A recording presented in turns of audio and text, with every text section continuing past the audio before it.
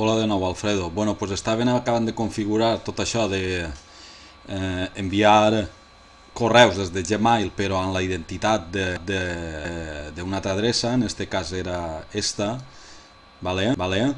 I, bueno, així podíem fer o bé introduir el codi que mos ha enviat en un correu o bé, si llegim així, fer clic a un enllaç que hi haurà en aquest correu de confirmació.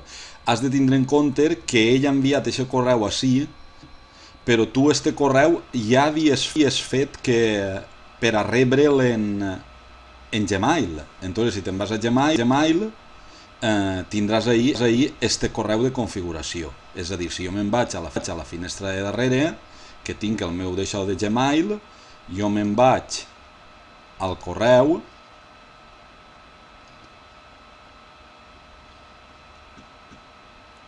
i ahir, veieu, així està, és que l'he llegit abans, este és el correu que m'acaba d'enviar de confirmació.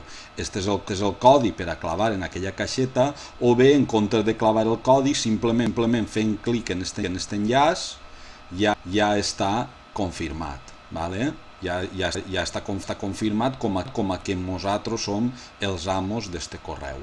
Per tant, si tornes a la configuració, a la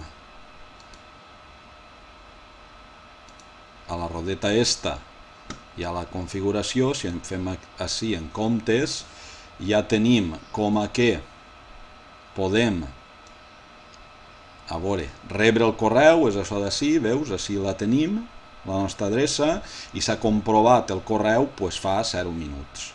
Vale? Així pots anar i editar la informació per si vols canviar o el que siga. Si fem clic i en una finestra que com tinc l'screencast este no la veig, per això tarda. Vale? Així està tot posat, la contrasenya la té guardada i ja està. I així més amunt envia correu com a i esta és la nova adreça, vale? Que la informació la tinc així. Altra volta la finestreta que tardava en eixir, vale? Així és important això de llegir així i veure per què hem de posar que no ho tracte com a àlies. Pues bueno, això és tot.